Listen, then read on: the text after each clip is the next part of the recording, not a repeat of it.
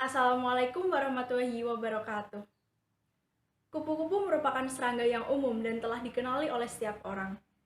Kupu-kupu sangat berperan penting dalam suatu ekosistem, yaitu sebagai polinator yang akan menjaga keanekaragaman tumbuhan. Jumlah kupu-kupu umumnya pada suatu daerah sangat bergantung terhadap pengelolaan lahan di suatu daerah. Daerah yang lahannya dilindungi dikelola dengan baik atau protected area akan memiliki keanekaragaman spesies kupu-kupu yang lebih tinggi daripada daerah yang telah mengalami perubahan fungsi lahan. Saat ini, kupu-kupu mengalami ancaman kepunahan dikarenakan oleh perubahan fungsi lahan yang dilakukan oleh masyarakat.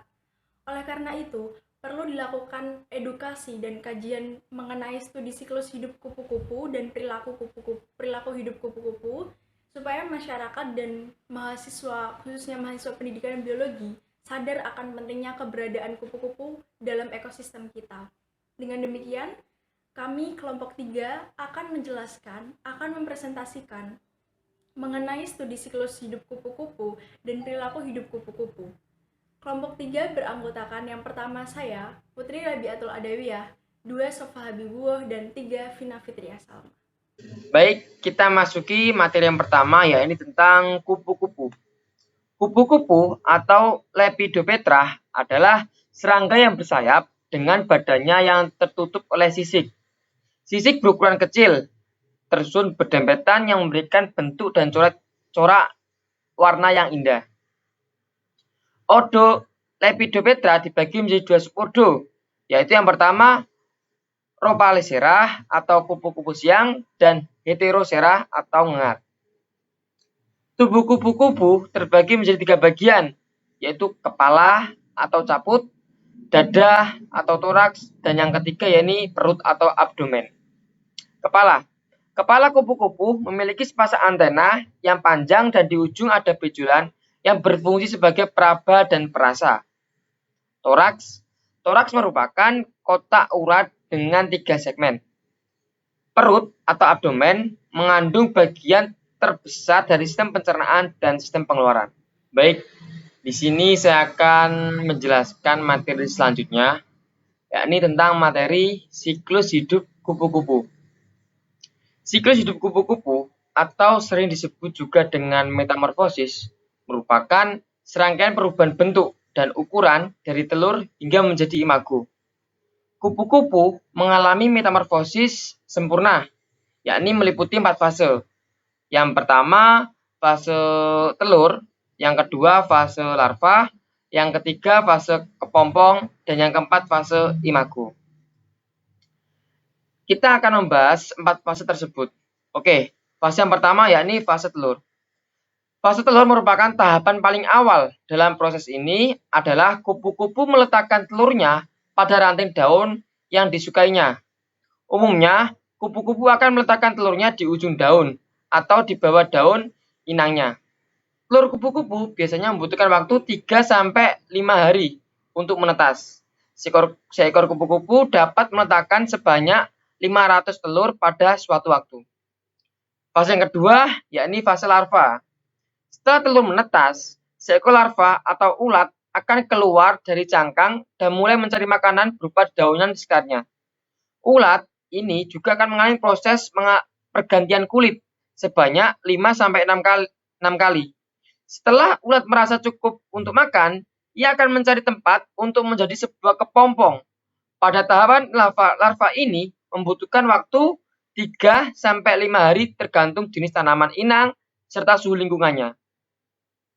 Fase yang ketiga, yakni fase kepompong atau yang disebut juga dengan fase pupa.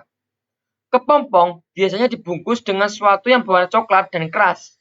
Kepompong akan berpuasa selama 7-20 hari dengan tidak makan dan tidak minum. Waktu kepompong ini biasanya berbeda tergantung spesiesnya. Lama waktu fase ini dipengaruhi dengan tanaman inang yang digunakan. Fase yang terakhir atau fase imago. Pada fase ini, kepompong akan menetas menjadi kupu-kupu. Kupu-kupu belum siap untuk terbang. Selama 30 menit pertama, memompa udara ke sayap dalam rangka untuk membuat mereka lebih besar. Setelah 30 menit kedua, kupu-kupu ini berjalan keluar dari krisalis dan siap untuk terbang. Imago jantan mempunyai warna yang lebih gelap. Terdapat bintik-bintik putih pada sayap dan ukurannya lebih kecil dibandingkan dengan imago betina. Sementara pada imago betina terdapat bulatan berwarna merah yang di atasnya terdapat warna biru yang dikelilingi warna hitam. Baik, yang selanjutnya kita akan mempelajari mengenai perilaku kupu-kupu. Apa sih perilaku itu? Perilaku didefinisikan sebagai suatu cara yang dilakukan oleh organisme untuk mengatur dan berinteraksi dengan seluruh kondisi lingkungan di tempat tinggalnya.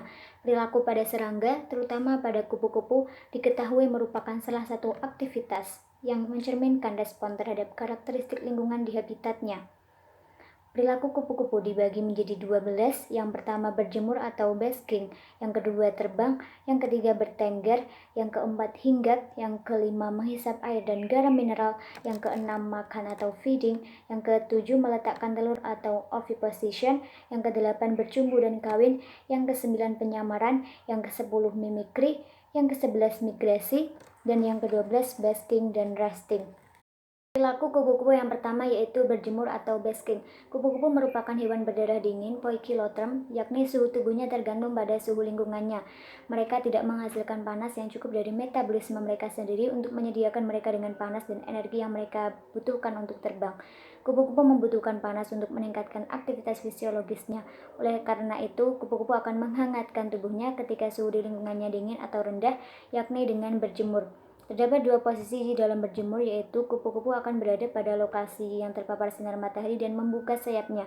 Posisi kedua yaitu dengan berjemur secara lateral. Kupu-kupu berada di bawah paparan sinar matahari dengan sayap tertutup.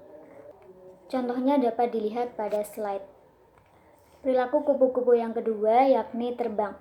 Perilaku terbang merupakan perilaku harian kupu-kupu yang dominan dengan intensitas yang banyak dilakukan. Perilaku terbang merupakan suatu kondisi melayang di udara dengan menggunakan tenaga sayap. Perilaku terbang mulai berlangsung pada pagi hari hingga siang hari. Pada pengamatan yang dilakukan oleh Prasetyo, menunjukkan hasil bahwa perilaku terbang merupakan perilaku yang paling banyak dilakukan oleh salah satu spesies kupu-kupu, yakni Pasleopita aristolochiae. Gambar perilaku terbang dapat dilihat pada slide. Perilaku yang ketiga yakni bertengger.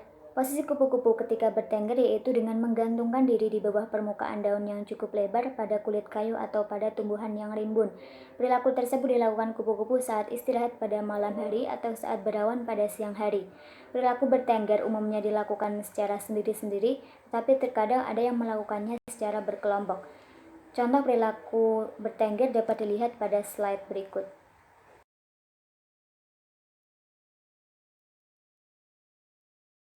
Perilaku kupu-kupu yang selanjutnya yakni oviposition atau meletakkan telur. Betina yang akan meletakkan telur akan terbang sambil menyentuh berulang kali daun tanaman yang berbeda. Hal tersebut dilakukan untuk mendeteksi dan mengidentifikasi tanaman pakan larvanya. Betina meraba permukaan daun dengan menggunakan tungkai, antena, dan proboscisnya. Identifikasi pakan larva juga dilakukan betina dengan mencium aroma dari tanaman. Setelah betina menemukan tanaman pakan larvanya, ia akan meletakkan telurnya pada permukaan bawah atau atas dari tanaman tersebut. Pengamatan yang dilakukan oleh Alias S. dan Susilo Hadi, perilaku pada spesies Papiloblumae menunjukkan bahwa pada perilaku oviposisi, jumlah telur yang diletakkan 5 hingga 7 telur pada masing-masing pohon.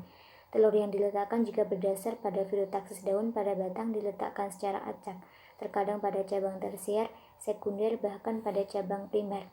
Contoh dari perilaku ini dapat dilihat pada slide berikut. Perilaku kupu-kupu yang selanjutnya yakni bercumbu dan mating atau kawin. Mating behavior kupu terdiri atas dua strategi, yaitu pairsing dan patrolling. Strategi pairsing merupakan strategi kawin kupu jantan melalui metode menunggu imago betina pada tempat tertentu, misalnya bebatuan. Sedangkan perilaku patrolling merupakan strategi kawin imago jantan melalui metode berkeliling pada area tertentu untuk mencari betina. Beberapa jenis kupu-kupu akan berperilaku mencari atau berpatroli dengan terbang melewati suatu rute tertentu yang memungkinkan baginya untuk melepaskan feromon agar menarik kupu-kupu betina. Apabila pejantan menemukan betina yang cocok, masa bercumbu akan dimulai. proses bercumbu akan berjalan dengan baik, maka akan berlanjut ke proses kawin atau mating. Lokasi kawin dan berkencan pada kupu-kupu dapat dipengaruhi oleh zat kimia dalam 2 tingkat. Pertama, feromon penarik seks, kedua, feromon berkencan. Pada pengamatan yang dilakukan oleh Alice S. dan Susilo Hadi, menunjukkan bahwa pada spesies Papilioblumae memiliki strategi kawin patrolling. Pada penelitian oleh Tamimi Khairul, memaparkan bahwa dalam hal reproduksi, kupu-kupu dapat melakukan aktivitas kawin beberapa saat setelah keluar dari pupa. Pada Troides helena, kupu-kupu terbang secara berpasangan dengan posisi kupu-kupu Troides helena jantan terbang mengikuti arah terbang kupu-kupu Troides helena betina.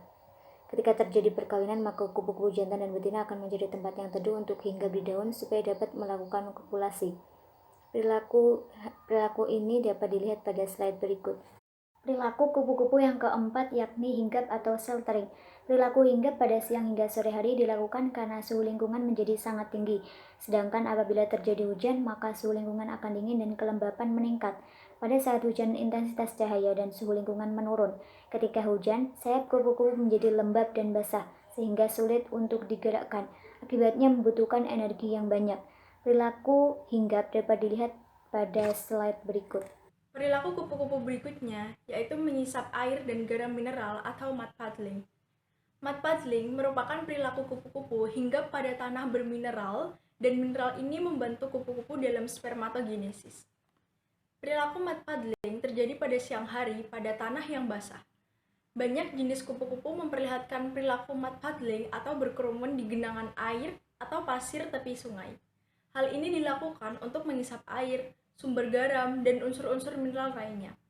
Contoh spesies kupu-kupu yang banyak melakukan mud puddling yaitu spesies kupu Papilioblumae banyak memiliki perilaku mud puddling pada musim kemarau. Perilaku berikutnya adalah makan atau feeding. Feeding dari kupu-kupu ini merupakan perilaku yang menguntungkan bagi manusia. Feeding pada kupu-kupu dewasa biasa disebut dengan nektaring. Nektaring adalah perilaku kupu-kupu dalam mengisap nektar dari satu bunga ke bunga yang lainnya. Ini berarti secara tidak langsung, kupu-kupu merupakan polinator alami bagi tumbuhan. Kupu-kupu makan dengan cara mengisap nektar bunga dengan alat mulut hisap di mulutnya yang disebut dengan proboscis. Proboscis akan memanjang ketika mengisap nektar, dan menggulung ketika tidak sedang digunakan. Pada pengamatan yang dilakukan oleh Prasetyo dan kawan-kawan tahun 2017 menunjukkan bahwa perilaku nektaring atau makan merupakan perilaku kedua yang banyak dilakukan oleh kupu-kupu, yaitu sebanyak 30,6% dari total perilaku. Perilaku berikutnya dari kupu-kupu adalah penyamaran atau kamuflase.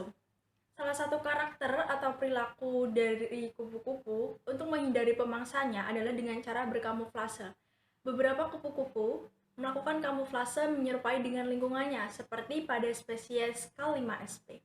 Kemudian selain kamuflase ada perilaku mimikri. Penelitian yang dilakukan oleh Purwowidodo pada tahun 2015 menunjukkan bahwa kupu-kupu dari anak suku Danainae diketahui memiliki senyawa glikosida yang beracun dan dihindari oleh pemangsanya. Jadi kelompok kupu-kupu ini terbang perlahan melayang-layang karena tidak takut dimakan pemangsanya. Beberapa spesies lain mengambil keuntungan dengan menyerupai Danaidae atau dikenal juga dengan istilah mimikri. Kaitannya dengan hal ini bahwa ada spesies atau model yang tidak disukai sehingga dihindari oleh predatornya. Model ini diikuti oleh spesies lain yang menjadi mimik atau copy dan mengambil keuntungan dengan penyamarannya tersebut. Selain mimikri, kupu-kupu juga memiliki perilaku bermigrasi.